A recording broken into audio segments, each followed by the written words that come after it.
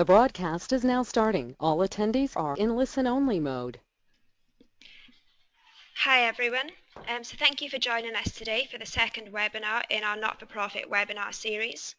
Today we have Renee De Silva from NSPCC and James Sharp from our global solution partner Amaze, who will be discussing how the NSPCC has defined a new standard for digital in the third sector. We'll be sending a recording around after and taking Q&A at the end, so please post your questions in the box. Renee, James, over to you.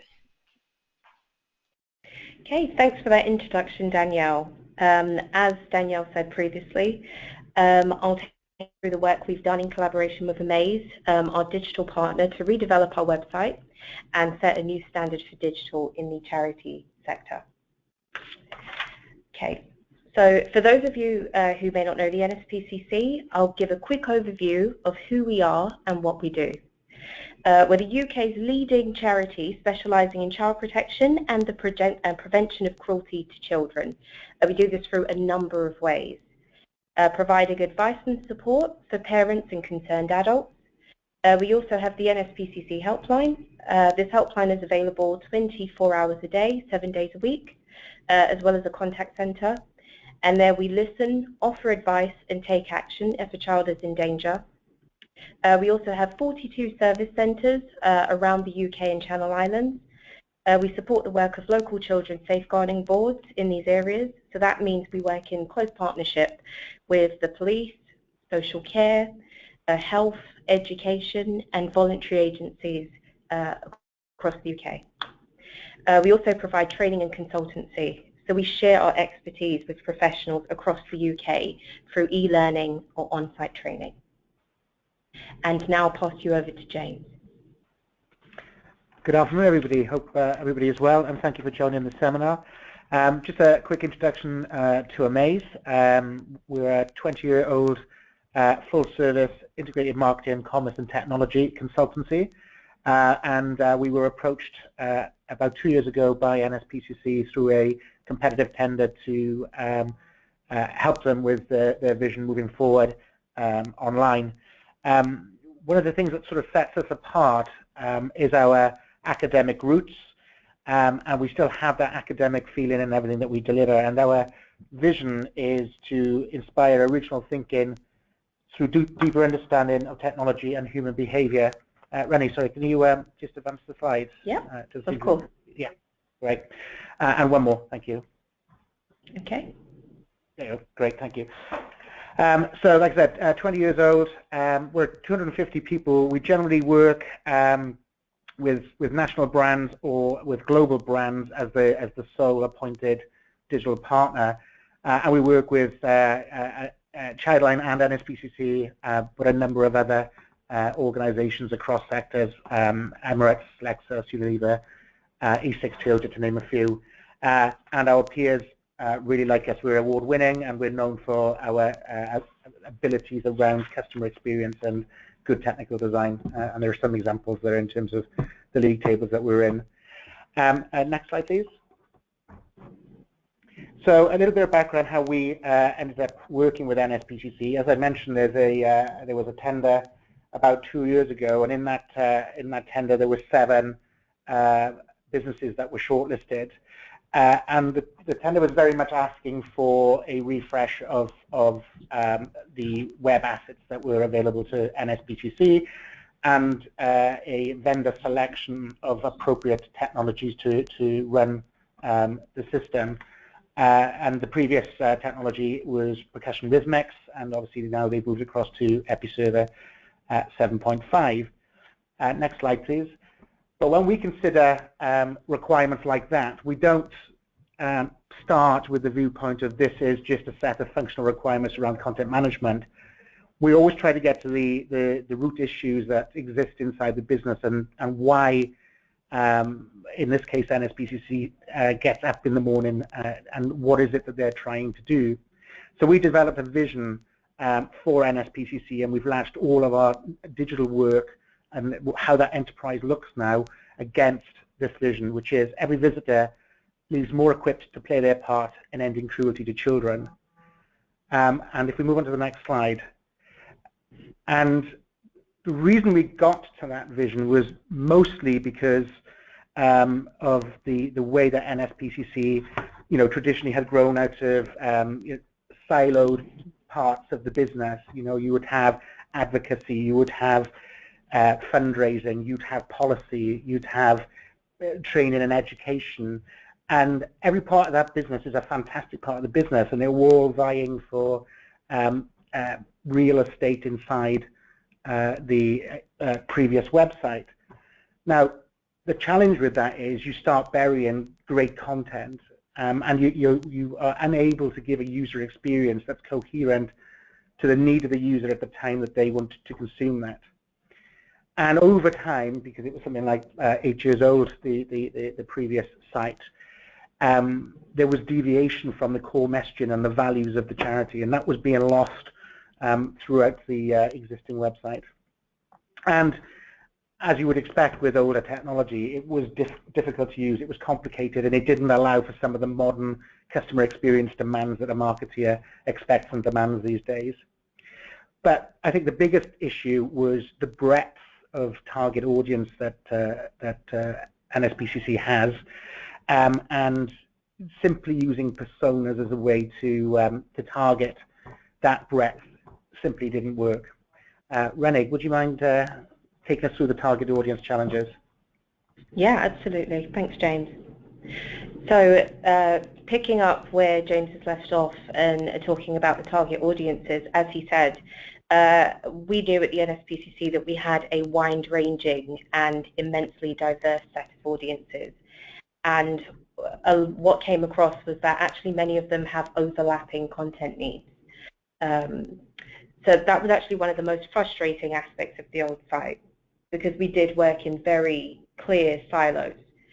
To better understand the needs of our users, we carried out in-depth interviews with stakeholders across the business. We observed users moving through key journeys on the site so we could gather that information to take forward throughout the project. It was crucial to understand who our audience was, what they do, and what they required from us. We then built on this work by creating user personas and journeys.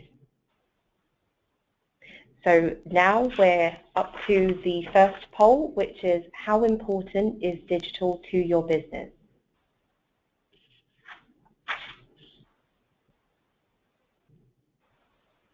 Okay.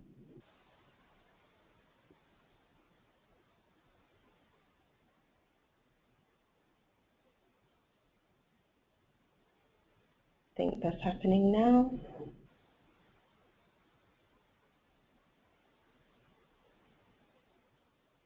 Okay, yeah.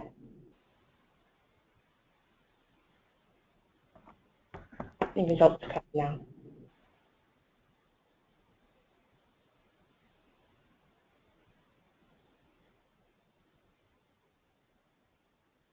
Cool, the results are on my screen. Can you see it, Renee? Yep, I can see them. Yeah, so 44%. It's the which to be honest was completely what I expected. Considering the landscape today and just how many people use from a phone to having their own PC or laptop, it's incredibly important to us here. And it's actually one of the core principles of what we do here. We make sure that everything we do is a very digital-first approach. So that's excellent, and I'm glad that I wasn't surprised by that. Okay.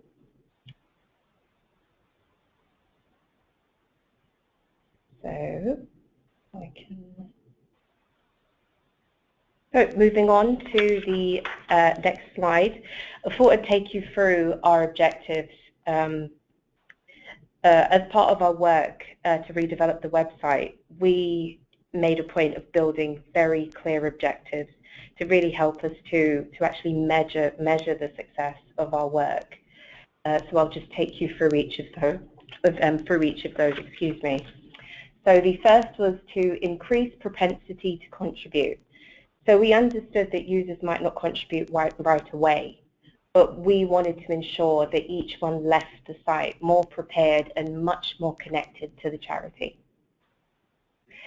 We also wanted to communicate the NSPCC brand mission, so we wanted to ensure that we could help users and followers to understand our work and actually do it in a way that's relevant to them and in line with our new brand positioning. The next was brand visibility. So we wanted to increase the trust in the NSPCC as the UK's leading source of advice on child abuse and neglect. Social sharing. So we wanted to enhance the prospect of content being shared. We wanted to ensure that once we had built up an emotional or useful connection with our users, that we acted upon that, or that we gave them the knowledge that they could then circulate further. And probably the most important objective that we had was reporting, ensuring that we lower barriers for those that have any concerns regarding neglect or child abuse, that they were able to come to us on this platform. And accessibility cross-device, so that's another key point that we wanted to make sure that we were able to fulfill. We wanted to ensure that any user was able to access our site on any device. And path to conversion, so we wanted to reduce the number of clicks, thereby recognizing the potential value of every donor. We're trying to ensure that those user journeys are as easy as possible, or that we're providing the right content at the right moment for the right users. And the last one was ease of use. So for a lot of our content managers, those that work in the CMS, we wanted to ensure that as editors, that it enhances their ability to do their jobs and it quickens process. Okay, so we are on our second poll, and that's who drives the digital strategy of your business?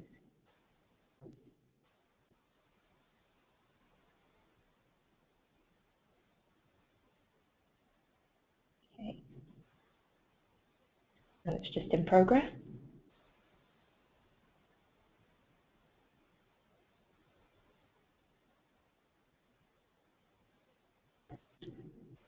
Okay, so here's the results. I'm slightly surprised by them, but then again, that would be quite normal for depending upon the team. So it's come up 63% for the marketing team, 38% for management team. I suppose working in our organisation, how we've always operated that any kind of change that has to be done across the organisation, we tended to do it from a filter down motion. So we worked very hard to have our board of trustees and CEO really back the digital strategy and help us kind of get as many people in the organisation to adopt it. But I also know that for many different organisations that sometimes falls in the marketing remit as well. So not necessarily anything there surprising as well. Okay. So moving on to our next slide, where I really wanted to just talk about kind of how we decided we were going to go about achieving this.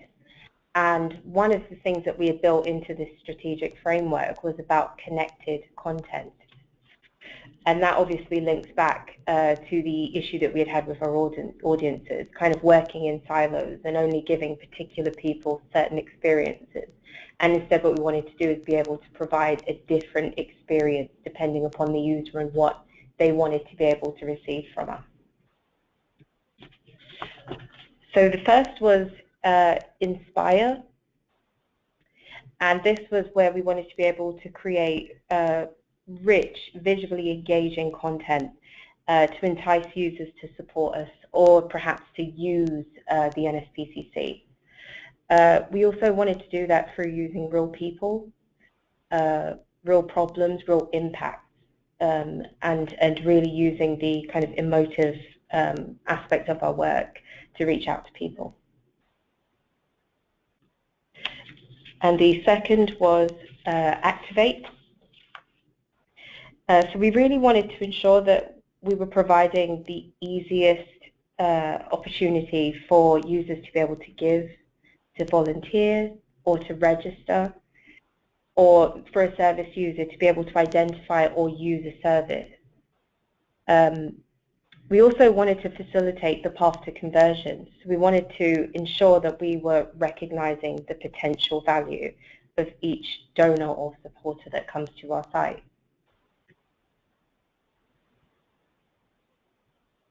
And the last was amplify.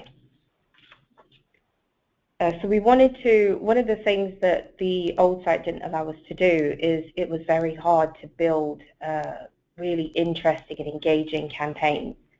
It was very hard to kind of push forward the news agenda because the site wouldn't really allow us to be able to put up engaging content. So with the new site, what we really wanted to focus on was being able to present our campaigns in dynamic ways, be able to respond really easily and quickly to current affairs. We also wanted to improve our reputation and visibility, and also wanted to mobilize local support and gather insights from that. So I'll just quickly take you through the results from the work that we put in.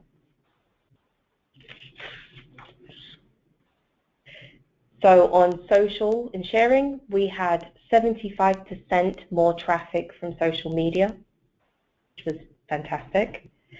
For reporting, which again was incredibly important for us as an organization, we had a 188% increase in users accessing our child abuse reporting tool, which is absolutely immense when we consider that what that number means for the amount of children that we've been able to help. Accessibility cross-device. So we've seen a 44% increase in abuses reported across mobile and tablet. So we know that the site that we're providing on those platforms is working. Path to conversion, as I mentioned before, we actually had 80% of supporters say that they were satisfied or very satisfied. And for brand visibility, we had increased visibility and trust in the NSPCC as the UK's leading source of advice on child abuse and neglect, which is fabulous. And also ease of use. So we greatly reduced the time that editors were spending on updating their content, and we were able to ensure that content editors were actually spending more time getting content planning or being involved in project work and being able to build up a good framework around that. Okay, so we're on to the last poll, which was what are the main challenges in your business to have a digital first strategy?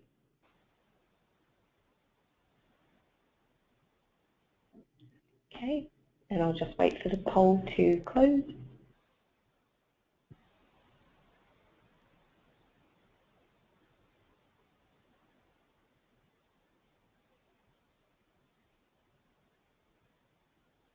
Okay, great. So we've got 44% on aligning business priorities and 33% on our systems won't support a change and 22% on getting the Board of Trustees to agree. And I would almost across the board agree that, especially if you're a charity operating in this environment, probably all of these at some stage will be a challenge. I know, especially for us, aligning this as a business priority was probably one of the hardest challenges that we had, and that we were quite lucky in the sense that actually our Board of Trustees and our CEO were actually very open to kind of taking on that digital strategy and helping becoming digital leaders. But also cost is incredibly important for us as a charity. We have to ensure that we're getting value for money and that we're being extremely cost efficient about that change. But great, nothing surprising there. Okay, and the next slide is about future-proofing, so I'm going to hand you back over to James. Thank you. So through the collaboration that we've had with NSPCC and following the strengths of the vision that we've developed with the charity, we've designed a system that will allow growth and extensibility over time. And there were a couple of major areas that were built underneath that vision. So if we just move on to the next slide, please. Yep. Obviously, there was a selection of the Episerver 7.5 technology. Now, technology isn't the panacea to all ills, but what the selection of this particular piece of technology did for us was open up the conversation with the charity about how do you develop connected content and what does that actually mean. So it's created the discussion internally to bring together those silos, understand that content generated from different parts of the business is able to be coupled together in a way that gives a better user experience. And in the initial stages of that, we have been using very basic user experience techniques, good information design, good user experience design to drive some of those amazing results.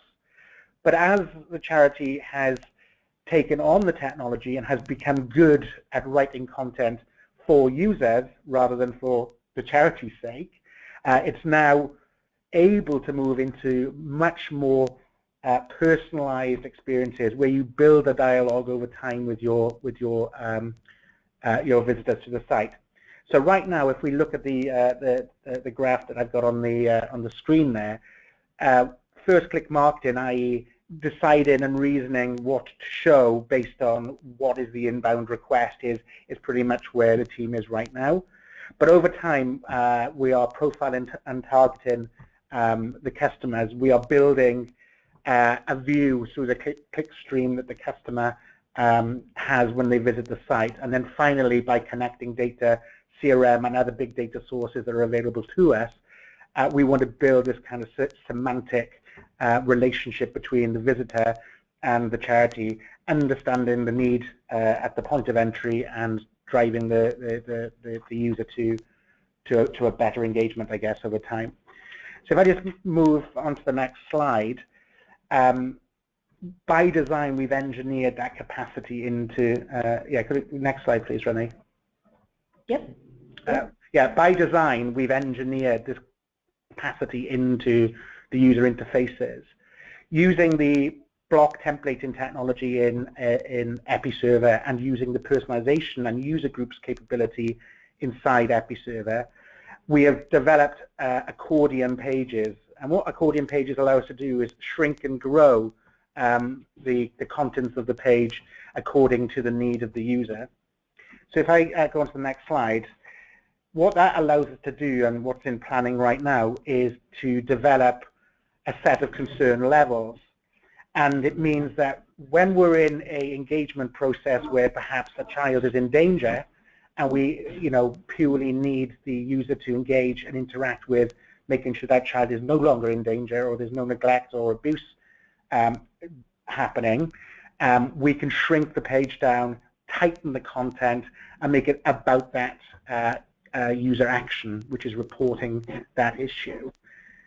But if it's not about that, and it's maybe about inspiring somebody to contribute, then I want to have much more detailed content. I would have much more inspirational content to activate the user to do something, which is maybe donate, give money, or volunteer, perhaps.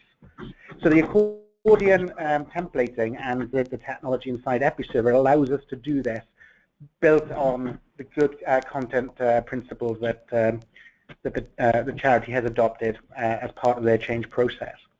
So in this example here, I've got red, amber, and green.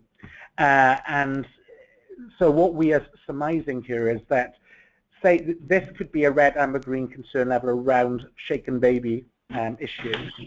And the red, if we move on to the next slide, maybe a user who, maybe a young mother that has a new infant, and the child won't stop crying, and they've searched my child won't sleep, or my child continues to cry through Google, and that search term has been passed over to us. And actually, Google are very kind in the sense that they give us those terms across for free. It's part of the discussion that we've had with them.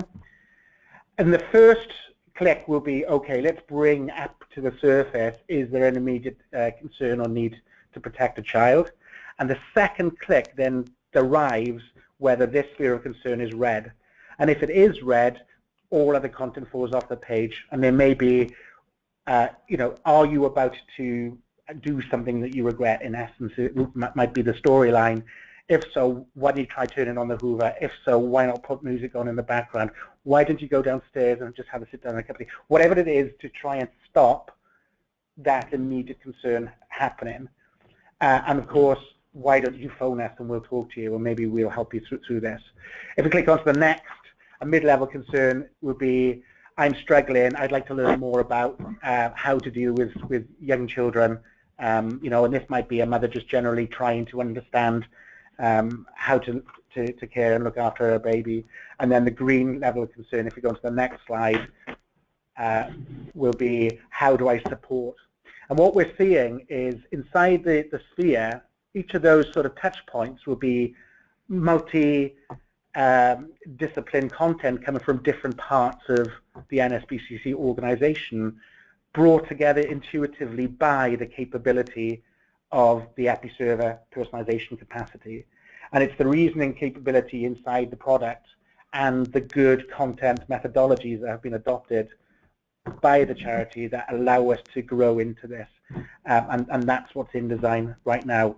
And we're hoping that the results that we've seen before, we can drive those results, you know, to even greater extent, and deliver the vision that, you know, every user leaves the site more prepared to end cruelty to children. So that's it from me. I believe there have been some questions posted. Renee, are you able to see those questions? I am. I'll just bring them up. I can read the questions out. I think. Okay. So thank you, Renee and James. We've got a few questions from the audience.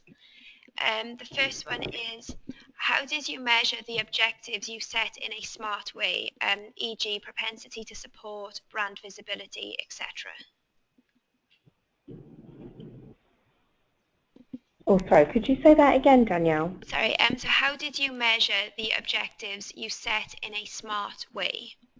So propensity to support, brand visibility.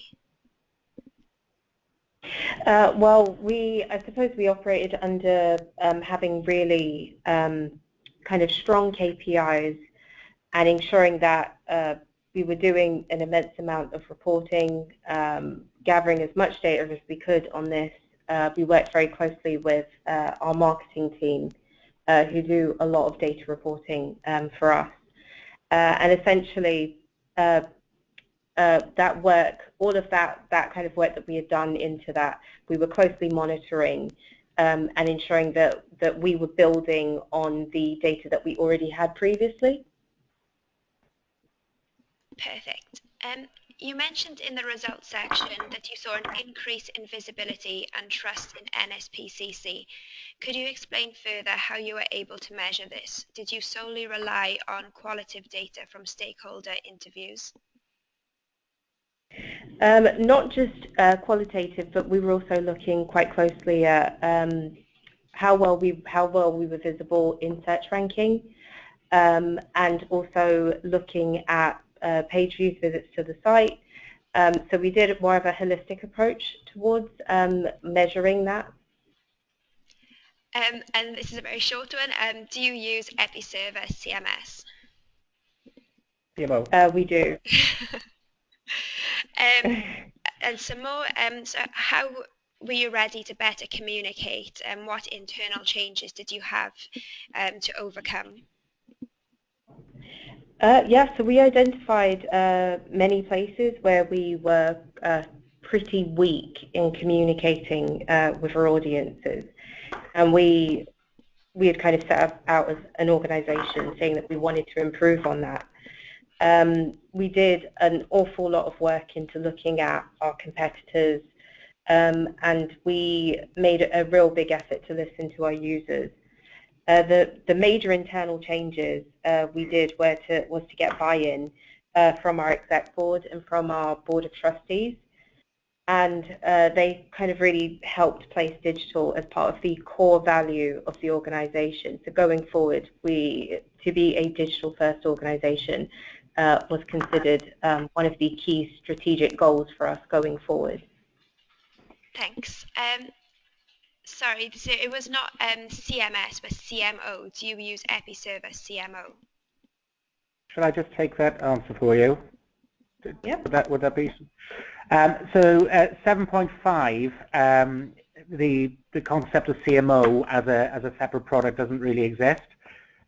So it's the personalization capacity inside Episerver 7.5, which has all of the old functionality of CMO built into the product. And in fact, NSPCC owns a license for all of the product line in Episerver 7.5 and all the capacity and capability. Thanks, James. The next question, how did you take on this big project? So really, once the decision was made that we'd go ahead and we identified that how we kind of communicated on the digital landscape was poorly, we scaled up our digital team. So we went from having about 2 or 3 people to over 20 gradually. We also had a dedicated project team that included having a project manager, UX designer, and a bank of staff, editorial staff. We also obviously chose Amaze as our delivery partner to help us redevelop the site and build on the brand new platform, and that platform was Episerver 7.5. Thanks. And another question, and I think our last one, why did you choose Episerver over the different technologies out there? So nspcc.org.uk was actually one of the first third sector websites that was built on Episerver 7.5. And one of the key, and if not the most important reasons why we chose Episerver was because it was cost effective. For us as an organization, we are extremely focused on ensuring that any expenditure we do make, that we're able to properly provide detailed reason why we did, and we're also looking for value for money. And we were able to get that with Episerver. Not only that, there was some very powerful personalization tools that we knew would enable us to kind of differentiate between complex audience segments, which we already have. And also there's a very strong e-commerce package, and what we hope to do with that is be able to scale up a lot of the fundraising products that we already have in the pipeline. And probably one of the important ones for our editorial team was having an easy to use CMS, and this is really easy to use. Having one user interface for a large editorial team has really helped us cut down on time and the complexity of kind of adding content on a daily basis. That's brilliant. Thanks, Renee. So, Renee, just to the point of cost effectiveness, I think the other major benefit is it's actually been able to be rolled out across other parts of the business as well. Yeah. And, yes, we have. The license has given you that flex and that ability to do that. Absolutely. Is it worth us maybe mentioning who was in consideration other than Episerver, or is that not fair to do? I don't. Unfortunately, James, you might know this, but I won't. I probably would not know that, only because I had started just after that began, after that had finished. Okay. Well, I in the spirit of fairness to the others, well, maybe I won't mention it. But it was an intense process of vendor selection, and I think what they were able to demonstrate against the competition was it has the right level of functionality at the right price to deliver the right level of benefit. And you know, what we saw in some of the other vendors was lots of functionality that would just sit on the shelf and do nothing because you just wouldn't get there. So it was an appropriate package that was easy to adopt and easy to roll out in the business. Yes, absolutely. And we're currently working on redeveloping the Childline website, and we will be using Episerver will be a platform for that as well. Thank you both. I think that's it for the Q&A. If anybody does have any other questions, please do email them through to me. My details are on the GoToWebinar login. So thank you everyone for joining us today, and thank you Renee and James. Thank you very much. Thank you, Danielle. Thank you, everyone. Thank you. Bye. Thank you. Bye.